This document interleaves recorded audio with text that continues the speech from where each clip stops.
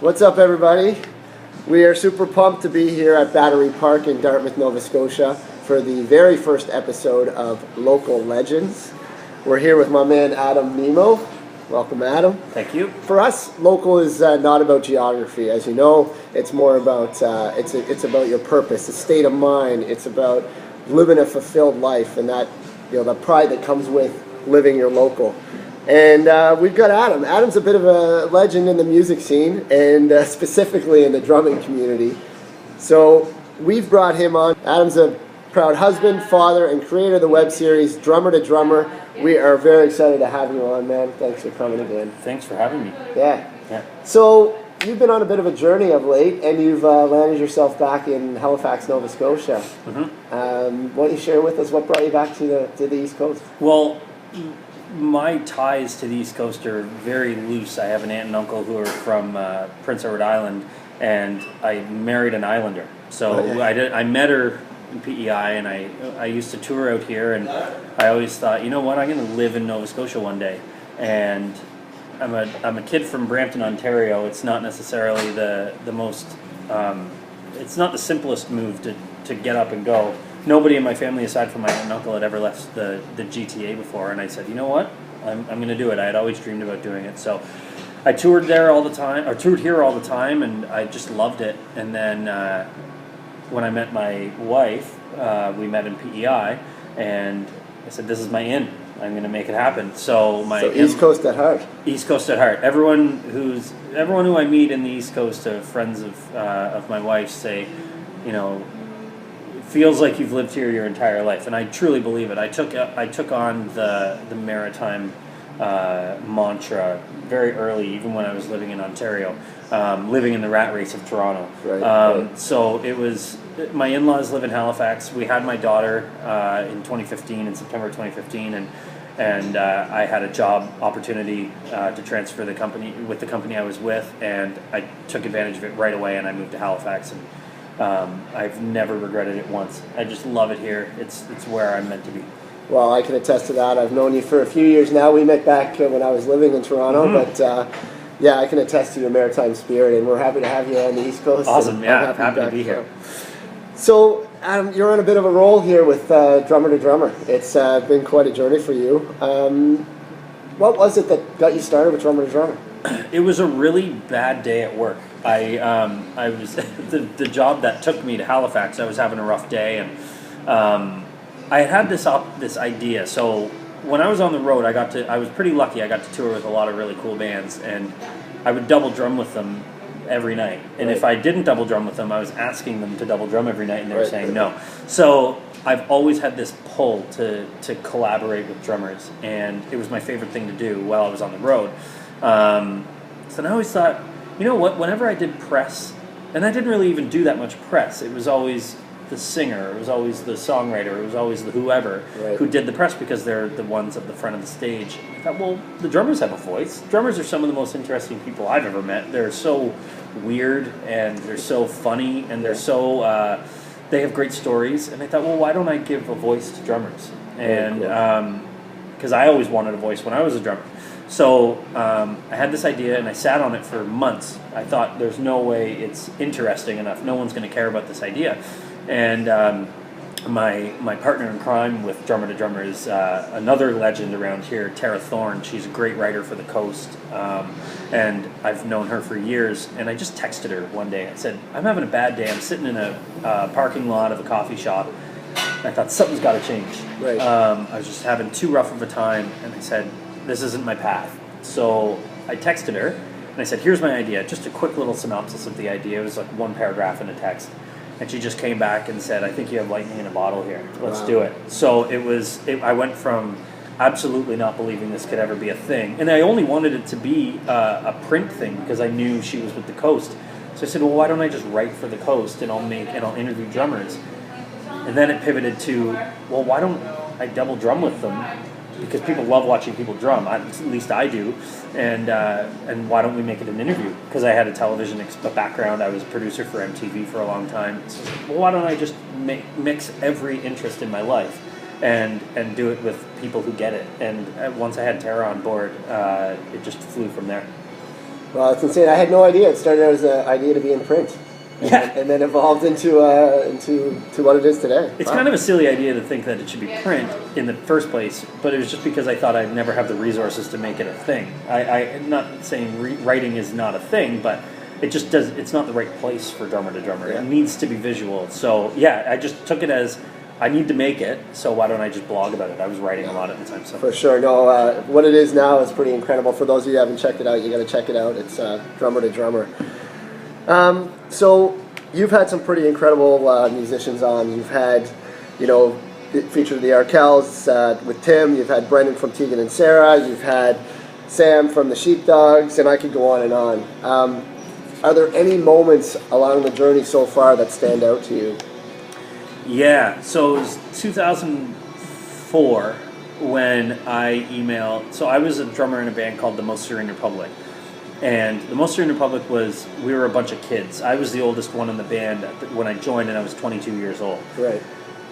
We had these lavish dreams of making this a real thing, and our favorite record labels in the entire universe were Arts and Crafts in Toronto, housing some of our favorite bands, Broken Social Scene, Feist, Stars at the time. And then there was another record label in Illinois called Polyvinyl Records, and I'm just the biggest fan of that record label. But it was Arts and Crafts where it was 3 o'clock in the morning one night, and I was just on my computer, and I was taking on the tasks of booking agent, merch guy for the band. I was doing everything. So I said, well, you know what? I'm going to go to the Arts and Crafts website. And Arts and Crafts, I emailed their general email. It was such a shot in the dark. And I just said, hey, here's who we are. We love you guys. Would love for you to hear our music. And we sent them our Pure Volume website.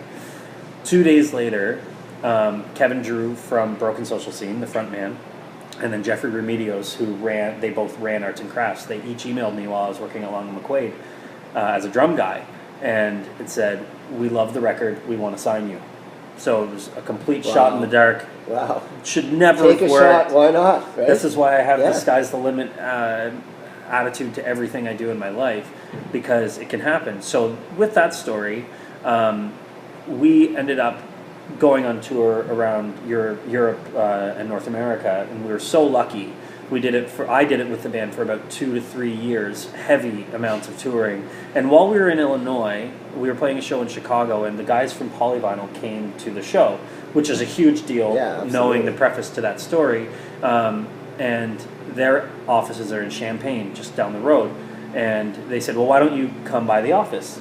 And we were so excited. So the next day we were playing in Champaign, so we went to their office. They gave us a bunch of free stuff. And the label manager there said, I'll give you all this stuff. You just have to promise that we release a record together. So we released a record with both of our favorite labels. On Polyvinyl, there's a band called American Football, which was only around in the late 90s and reunited. You've had him on the show. You've had...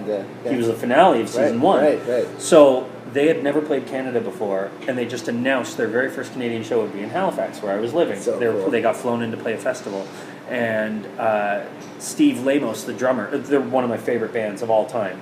When I left the offices of Polyvinyl that day, I listened in the Midwest on our drive to the next city. I listened to the American Football record the entire time. So it was always very important to me. And then Steve and the band came, and we got them. I remember Tara emailing me saying, we got American Football. Wow. And it was that moment of, oh my goodness, we did it. We did it. And at that time, I was only drumming. I was just jamming with drummers. I didn't really have a model to how I would do the drumming aspect of it. I said, well, wait a minute. Why don't I drum one of their songs? So it's easier to get a drummer interested in wanting to be a part of the piece when they don't have to think too much. They play a song that they've played 500 times. Yeah, it's like second nature. It's like second nature. So I was really nervous to ask him. And I said, Steve, I was already giggling while I was talking to him, and it was not on camera. And I said, would you play Never Meant with me? Never Meant is their big single they released in the 90s. And he said, yeah, let's do it. So not only was I about to interview one of my heroes, I was going to play my favorite song by the band, and we did it. And it was amazing, and I was on cloud nine the entire time. That was the moment where I realized that we had something, Right. and something I was a part of something special. Now, had you already been thinking about season 2 at this point, or did season 2 completely change after this moment for you? Season 1, they were the finale of season 1, but I had only shot 3 episodes of the 7 episode season at that point. Mm-hmm. So I was still so early. I still had so much I needed to accomplish in season 1. Right. I had to acquire Sabian as a symbol sponsor. I had to film a few more. I had to travel. I had to, I had a lot of things I wanted to do. Season 2 was not even in the periphery because I was getting started. I was just getting started. I wanted to be a freight train going into whatever we did, and I Right. needed to accomplish season 1 first. Yeah, no, fair enough. So you're settled down on the East Coast. You've got Drummer to Drummer rolling. You've got amazing guests. I think you've just released season 2, episode 4. Is Yep. that correct? Yep. So what's next for you? For you personally, for your family, for Drummer to Drummer? So, Drummer to Drummer related, we still have 7 episodes left to season 2. So what's great is we went from season 1 being 7 episodes to 11 in season 2, which is great. And the names that end the season are amazing. We're really, really excited. We got a couple Canadian absolutely. heroes. Yeah. Jason Tate with the Weaker Thans in Bahamas, who's one of the heroes of mine. Whenever I tell the team I have a hero alert coming, it means get ready Yes, because I'm right. getting excited. And then the finale will be Lowell Campbell from Hometown Heroes Winter Sleep. So that's a big one. And then we got Japan Droids. We have Cloud Nothings from the States. We have Hillsburn, a local Halifax band. And then we have a guy who I have started playing his drums, YC Drum Company, Jordan Gauthier in Waterloo, Ontario. He's just the most interesting kid in the world. He's 23 years old, and he's just changed the game when it comes to drum manufacturing. And I interviewed him, and it was just such a compelling interview. I hope people will watch it. So I have that. So we have to finish season 2. Once season 2 is done, I have some pretty big travel aspirations with the show. There's a couple things that we want to do. I love going back to Toronto and filming. It's my home. Yeah. It's my home away from home, and Great I have a lot city. of I great lived there city for a while. I love the city. and a great music scene, and, Yeah, of and course. a lot of influential people drumming out there. And I've had the opportunity to become friends with. So I want to give them a spotlight. So film there, but I also have the aspirations of traveling abroad, going to Iceland, going to New York City. We have a lot of leads going on. It's just a matter of making it happen. But I'm a sky's the limit guy, as you know. So if Take you a can dream shot, it, why do not, it. right? Exactly. So that's that. I have a 2.5-year-old at home, and she's the most hilarious thing in the world. And I'm just taking a passenger seat to her, just blooming and becoming such a cool human being. So I'm just having a blast with that. Living on the East Coast, no intentions of leaving, and just growing the family, not through numbers, but like going and doing cool stuff. I'm loving everything about living out here, so I might as well just let it ride. Yeah, absolutely. Yeah. No, it's you're certainly taking on the East Coast, and family man first, and then the rest comes after. Exactly. Which you and I have talked at length about that. We're kind Every of one of these, parallel lives. every one of these interviews starts with me not saying yes. It's me asking my wife if I can do it Well, first, and that's probably a good, Probably a good thing. suggestion. Yeah. Maybe I should listen a little harder. maybe. Yeah. I'm not flying to Iceland without asking. No, that's true. Yeah. Yeah, Well, right on. So we're extremely excited to be to collaborating with you, as you know. But just out of curiosity, what was it specifically about the LoKoL brand that resonated with you and to partner on? Well, it helped that I have known you for a few years now. We met at a friend's house, I want to say 3 years ago, and we just clicked from day one. It was probably almost 4 or 5 years ago now. Time just Yeah, flies. it's crazy. It's just crazy. Yeah. So when we met, it's actually a funny story. So we were we're mutual friends with the newfiest of newfies. I got to MC his wedding, and it was just, or officiate his wedding, sorry, and it was just such an honor. So we were at his house, and that was the night I met him. Was the night I met you. Oh, okay. And it was a night where he loves to play the acoustic guitar, and he has such an amazing voice, and he just plays songs that you wouldn't know that he knew. So he's playing a bunch of campfire songs, and he said, gave me his ottoman for an Yeah, it his was ottoman. like an IKEA, like, or whatever it was. Yeah, just like a footstool. Yeah. So he said, This is after party too, by the way. This was after party. After party. This is people had been leaving. Yeah. Yeah. So it was probably 2 or 3 in the morning. I remember getting complaints. So he said, I want you to hit that ottoman. So I'd be the drummer. So I would be slamming the side of it with my fist, so to make the bass, and then I'd hit the top to give it more of a snarey sound. And I remember you were right beside me, and we were just singing campfire songs all night. I was like, that guy's cool. So fast forward years later, we've always stayed in touch. We both helped him move out of town. Yeah. We've always had that connection. So I always like to believe that I work with people, and I stay close with people in that regard who understand me and I understand them, and we both quote unquote get it. I never want to ever work with someone in this facet of my life who I don't respect, cherish as a friend, who won't go a deep dive into whatever it is that we're doing, with a full faith that you trust the person. So I knew when you were doing your work with LoKoL that there's something I wanted to hear about, and it's something I wanted to be a part of. Culture is everything to me. So having your team and hearing about your team and how in sync with that part of my life you guys are, it's just a natural fit.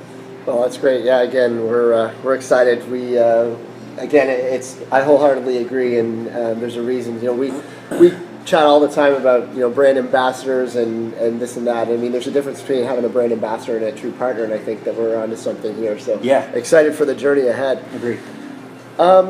We have some words that we link to our brand character. LoKoL being humble but confident. Connected. It's very much about connecting the communities, like the drumming community, like we're doing now. Passion, grit. How would you say, or your fans would say, describe Drummer to Drummer? I'd like to think that Drummer to Drummer represents to people the little engine that could. That's Jack's probably one of his favorite books. Oh, really? Or maybe one of my favorites to read. And he there. Oh, perfect. Okay, so this is a great example then. It's hard to believe that something so small and it came from nothing. Right. And with that, you're on the East Coast where not a lot of bands come here. So there are a million reasons why Drummer to Drummer shouldn't have worked, and why it still shouldn't work. But it's drive, it's passion, it's honesty, it's integrity, it's believing that what you're doing is right, and it's however silly the problem is, you're solving a problem. You're giving a voice to the forgotten member of a band. We shouldn't be where we are right now, but it took grit and passion and belief to get us where we are now. So the little engine that could just made it work. Yeah, you never don't believe in yourself. If you believe in yourself, you can move mountains. I gotta say, that's one thing that I love about you. Every time that we connect or talk, it's so much positive energy and passion, and it's contagious. So awesome. Yeah, no, I appreciate that about you. Awesome. Before we wrap this up, I know we both have busy lives, family, and other things going on. But first, again, as I mentioned, I just want to recognize you for what you're doing, giving a voice to drummers, giving them a unique space to show their incredible talents. I mean, for me, I love music, and just watching through, I've watched the episodes and some of them several times, and it's just such a cool thing that you're doing to to have the idea to mirror drums and to give the voice. I mean, the interviews as well with the drummers, and you're hearing some of the cool stories from the band that people wouldn't necessarily get to hear. And which is interesting. So anyone who loves music and loves people in general, I appreciate what you're doing. Thanks, and man. Keep going at it. Awesome, thank you. Yeah. So, what else? Where can people connect with you? What should they know about Drummer to Drummer? What's going on right now? So we're very active on social media. Our main website is drummer-drummer.com. We just have a new website airing today. We just completely revamped with the help of my wife. She's just we never realized that she's actually a brilliant website developer. So that helps. That yeah, helps, exactly. So well, is there anything that Kelly can't do? You know? No, absolutely not. No, absolutely. She's a mountain mover too. Yeah. She keeps me motivated. Yeah. So drummer-drummer.com is where you can find our website there. All the episodes there. They link to our YouTube page, youtube.com/drummer. Facebook is /drummer. And then Instagram and Twitter are at drummer2 drummer. TO is taken. Okay. So that's where you can find all of that stuff, and then whatever. I'm an old guy, so I'm still trying to figure out how to do Reddit and all these things. Like, it's just crazy. Let's start with the big 3 or 4 for now, right? I can't. We'll make sure that all of those links and tags are up when when this goes that. live and post, so that everyone can find out where to check you out. Awesome. So, kind of one last question for you, tying it back to LoKoL. Now that you know more about LoKoL and our brand, what would you say that LoKoL means to you? What's your LoKoL? LoKoL to me means it's so funny because when you hear the word local, you think of a location, you think of a place in the world. But it's funny because what took me out here in the first place was believing that home is not a thing. Mm-hmm. It's not. It's a state of mind. And there's a lyric where home is wherever I'm with you, and and to make it not necessarily a love story, but it's like as long as I have my daughter, my dog, my wife, and the people who are close to me, as long as I have them within arm's length, or even 2-hour flight to Toronto within arm's length, I'm always at home. Right. And I believe that your LoKoL is a state of mind. I believe that and it goes back to me talking about culture and believing that the sky's the limit, and it's just every positive thing that you can possibly imagine, bringing it into your life. That's a state of mind. That's your LoKoL. Anything that you're passionate about, that's your LoKoL. Anything that you want to do and you just go out and do it, it comes from something. It comes from something in your heart, and I think that's what LoKoL is to me. Without getting too sappy, LoKoL to me is believing and having a passion. Amen to that, and that's what we're standing for. We're going to continue to tap into other communities like the drumming community and chat with more interesting folks like you. I didn't even tell you this, but some exciting news. Our partners, we've agreed to set up an exclusive discount code for Drummer to Drummer fans. So go to LoKoLclothing.com, LoKoL, clothing with a K.com, and if you use the hashtag D2D fans, you will have an exclusive discount code for your fans. That's awesome. Again, it's D2D, all caps, D2D fans, and it's an exclusive Drummer to Drummer discount code on the LoKoL website. These guys, just, man. Well, thanks for having me, man. Appreciate you. That was awesome. Awesome. That was awesome.